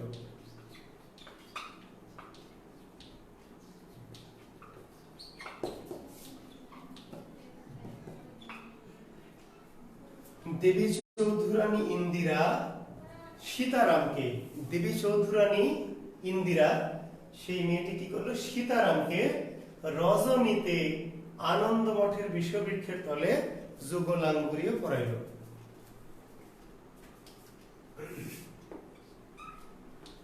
আর ওদিকে কি করলো?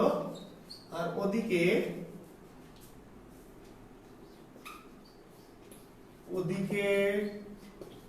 রাজসিংহ চন্দ্রনাথ, রাজসিংহ চন্দ্রশেখর, রাজসিংহ চন্দ্রশেখর কি করলো? রাধারানী,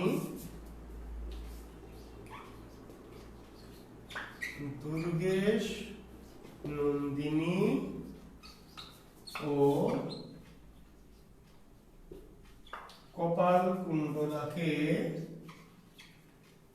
কৃষ্ণকান্তের উইল দেখাইল।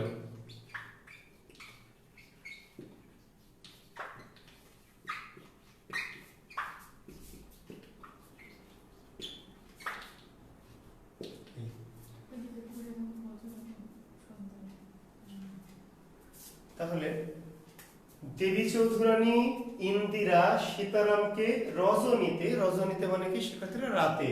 দেবী চৌধুরানী ইন্দিরা সীতারামকে রাতে কি করলো?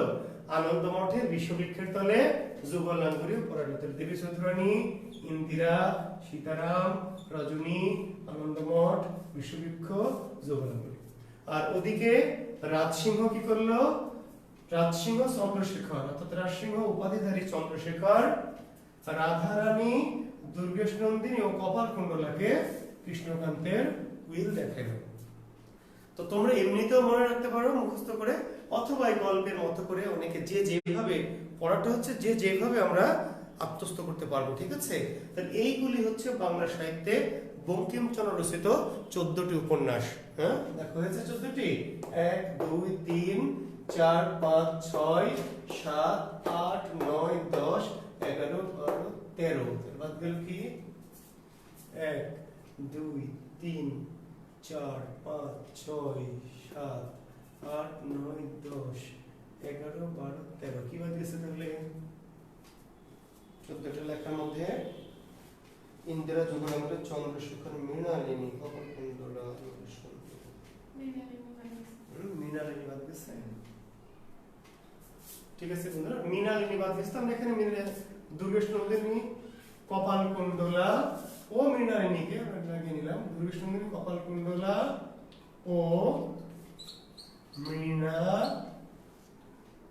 মৃণালিনী কি হ্যাঁ মৃণালিনীটা বাদ দিয়েছে 14টি আমাদের বুঝতে হবে তাই না তাহলে ওদিকে রাজসিংহ চন্দ্রশেখর কি করলো রাধারানী চন্দ্রশেখর রাধারানী দুর্গেশ নন্দিনী কপালকুণ্ডলা ও মৃণালিনীকে কৃষ্ণকান্তের উইল দেখাবে এই হচ্ছে আমাদের বঙ্কিমচন্দ্র রচিত 14টি উপন্যাস ঠিক আছে বঙ্কিমচন্দ্র মূলত কিন্তু ঔপন্যাসিক এবং উপন্যাস দিয়ে তিনি বাংলা সাহিত্যের আজকের এই অবস্থান তৈরি করেছেন আচ্ছা শিক্ষার্থী বন্ধুরা তাহলে বঙ্কিমচন্দ্র উপন্যাসের বাইরে আর কি লিখেছেন প্রবন্ধ লিখেছেন বেশ কিছু প্রবন্ধ তার মধ্যে 3টি প্রবন্ধকে বলা হয় কি জীবন চরিত চরিত সাহিত্য বলছি আমরা লেখো বঙ্কিম রচিত চরিত সাহিত্য বঙ্কিম রচিত চরিত চরিত মানে বোঝো তো চরিত্র বা জীবনী বঙ্কিমের এই সাহিত্যগুলোকে বলা হয়েছে চরিত সাহিত্য কি কি একটি চরিত সাহিত্য হলো রায় দীনবন্ধু রায় দীনবন্ধুর জীবন চরিত রায় দীনবন্ধু মিত্র বাহাদুরের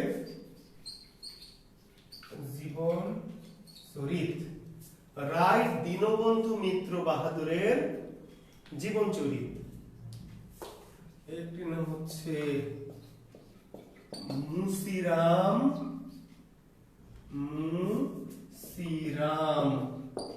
গুড়ের জীবন চরিত আর একটি হচ্ছে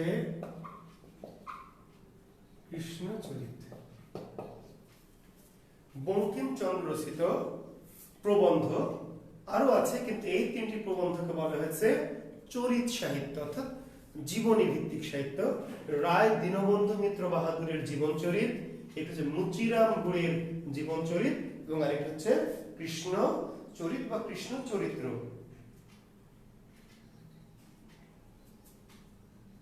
ঠিক আছে কৃষ্ণ চরিত বা এটাকে আমরা বলতে পারি কৃষ্ণ চরিত্র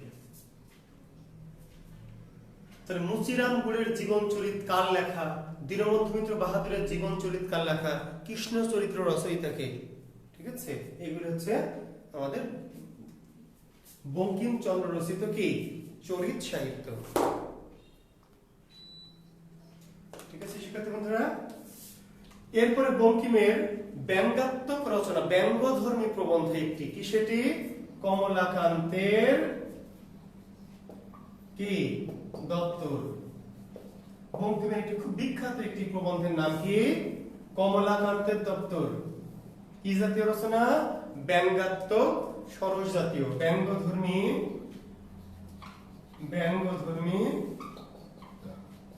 বা রস জাতীয় রচনা কমলাকান্তের দপ্তর আসলে প্রবন্ধ ঠিক আছে তাহলে কমলাকান্তের দপ্তর কি জাতীয় রচনা মূলত প্রবন্ধ কিন্তু কি জাতীয় প্রবন্ধ ব্যঙ্গধর্মী বা রস জাতীয় ব্যঙ্গধর্মী ব্যঙ্গাত্মক ধর্মী বা রস জাতীয় প্রবন্ধ হচ্ছে কমলাকান্তের দপ্তর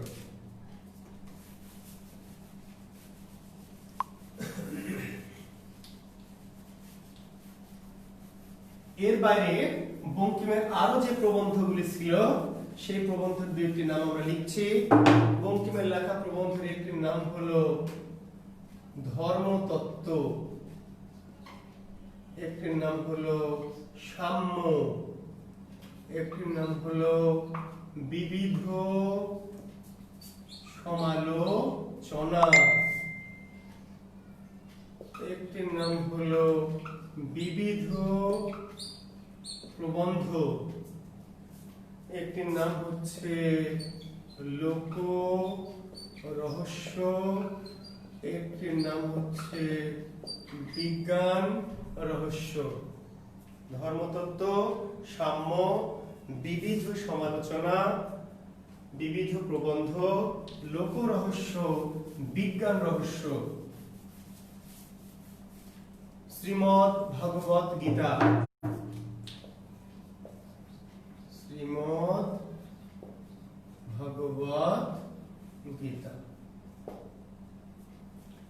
বঙ্কিমচন্দ্র রচিত প্রবন্ধ সাহিত্য।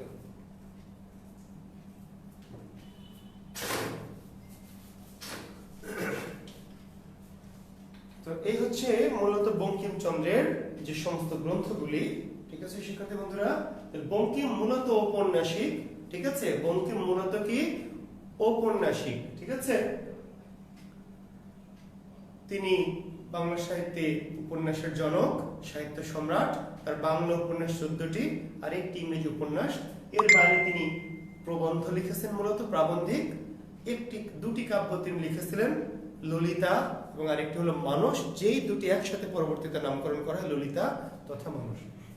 আর প্রবন্ধের মধ্যে তার ব্যঙ্গধর্মী রস জাতীয় রচনা হচ্ছে কমলাকান্তের দপ্তর। আর চরিত সাহিত্য বলা হয় 3টি, ঠিক আছে। কি কি? মুসিরামপুরের জীবন চরিত, রায় দীনবন্ধু মিত্র বাহাদুরের জীবনী বা জীবন চরিত, আর একটি হচ্ছে কৃষ্ণ চরিত্র। আর অন্যান্য প্রবন্ধের মধ্যে ধর্মতত্ত্ব, সাম্য, বিবিধ সমালোচনা, বিবিধ প্রবন্ধ, লোক রহস্য, বিজ্ঞান রহস্য, শ্রীমদ্ ভাগবত গীতা। আর বঙ্কিমের বাংলা সাহিত্যে আরেকটি সবচেয়ে বড় অবদান কি? পত্রিকা সম্পাদনা।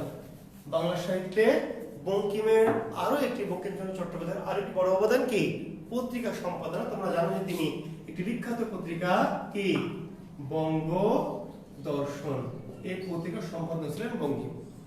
বঙ্কিম সম্পাদিত পত্রিকার নাম কি? বঙ্গদর্শন। কিংবা উল্টা করে বলবে বঙ্গদর্শন পত্রিকার সম্পাদকের নাম কি? তাহলে কি বলতে হবে? বঙ্কিমচন্দ্র। কত সালে? 1872। খুবই বিখ্যাত পত্রিকাটি। বাংলা সাহিত্যে যে সাময়িক পত্রগুলি বাংলা সাহিত্যের বিকাশে অবদান রেখেছিল অনেক বেশি, তার একটি অন্যতম পত্রিকার নাম কি? বঙ্গদর্শন, ঠিক আছে। এটি বঙ্কিমের বাংলা সাহিত্যের বড় অবদান। এবং এই প্রসঙ্গে তোমাদেরকে জানিয়ে রাখি যে আমাদের যে জাতীয় সঙ্গীত, তাই না, আমার সোনার বাংলা আমি তোমায় ভালোবাসি, এই জাতীয় সঙ্গীতটি প্রথম প্রকাশিত হয়েছিল কোন পত্রিকায়? বঙ্গদর্শন পত্রিকায়, ঠিক আছে শিক্ষার্থীরা। যে আমাদের জাতীয় সঙ্গীত প্রথম প্রকাশিত হয় কোন পত্রিকাতে? উত্তর কি? বঙ্গদর্শন। এই বঙ্গদর্শন পত্রিকাটি বিখ্যাত পত্রিকা। এই পত্রিকার সম্পাদনা বঙ্কিমের একটি অন্যতম কীর্তি।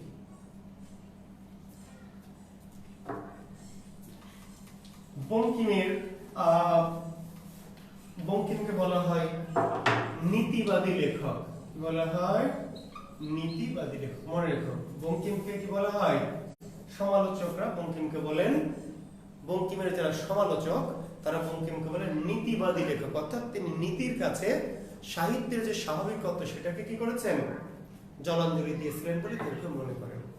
অর্থাৎ আমরা যেমন পদ্মা নদীর মাঝির কপিলা কবিরের কথা বলছি, তাই না, তারা প্রেম করে কিন্তু শেষে পরিণতির দিকে যাচ্ছে। হ্যাঁ, এরকম অনেক আছে যেখানে প্রেম যদিও অবৈধ প্রেম, যদিও একটু অনৈতিক, কিন্তু তবুও একটু পরিণতির পথে লেখক দিয়েছেন। কিন্তু বঙ্কিম তার উপন্যাস, বিশেষ করে বিষবৃক্ষ, কৃষ্ণকান্তের উইল, এই সমস্ত আরো কিছু উপন্যাসে যেগুলি তার সামাজিক উপন্যাস, সে উপন্যাসে তিনি দেখাতে চেয়েছেন যে এই যে এই ধরনের পরকীয়া কিংবা এই ধরনের প্রেম কিন্তু আসলে ঠিক উচিত না, অনুচিত এবং পাপ। এবং এই পাপের ফলে তাকে কিন্তু কাহিনীর প্রান্তে গিয়ে তিনি নায়ক বা নায়িকাকে কি শাস্তি দিয়েছেন, বিশেষ করে নায়িকাদের। তোমরা যারা পড়েছ বিষবৃক্ষ বা কৃষ্ণকান্তের উইল নিশ্চয় আমার সাথে একমত হবে। তো এই যে বঙ্কিম প্রেমকে মানে এক ধরনের খারাপ চোখে দেখে এবং এই প্রেম অর্থাৎ পরকীয়া এই টাইপের প্রেমে যারা আসক্ত তাদের প্রতি তিনি এক ধরনের কি তিরস্কার বা লাঞ্ছনা বা শাস্তি দিয়েছেন শেষে। তো এর ফলে বঙ্কিম, সমালোচকরা বঙ্কিমকে বলেছেন নীতিবাদী লেখক। কেউ কেউ বঙ্কিমকে বলেন হিন্দু জাতীয়তাবাদী লেখক। বঙ্কিম সম্পর্কে দুটি বিরূপ সমালোচনা। বঙ্কিম নীতিবাদী লেখক, নীতির কাছে তিনি অর্থাৎ সাহিত্যের যে স্বাভাবিক কত তার বদলে তিনি নীতির কাছে হেরে গেছিলেন, অর্থাৎ নীতির কাছে তিনি আপোষ করেছিলেন। আর একটা হলো হিন্দু জাতীয়তাবাদী লেখক। কোন কোন সমালোচক মনে করেন বঙ্কিম হিন্দু জাতীয়তাবাদের পক্ষে, ওই হিন্দু জাতীয়তাবাদকে বিকাশ বা টিকে রাখার জন্য লেখনী ধারণ করেছিলেন। তো সেগুলি আমরা অত গভীরে যাব না, শুধু আমরা তথ্যগুলো জেনে রাখছি। আমরা অত যেহেতু অনলাইন ক্লাস, কেন তিনি হিন্দু জাতীয়তাবাদের লেখক এই নিয়ে অনেক বিতর্ক আছে, আমরা বিতর্কে না, আমরা জাস্ট বলছি যে এমন কখনো কখনো তার সম্পর্কে সমালোচকরা বলে থাকেন। আর বঙ্কিমের পেশা ছিল কি একটু লিখে নিতে পারো শিক্ষার্থী বন্ধুরা। বঙ্কিম ছিলেন ডেপুটি ম্যাজিস্ট্রেট। বঙ্কিমের পেশা কি ছিল? বঙ্কিমের পেশা ছিল ডেপুটি ম্যাজিস্ট্রেট। বঙ্কিমের পেশা ছিল ডেপুটি ম্যাজিস্ট্রেট।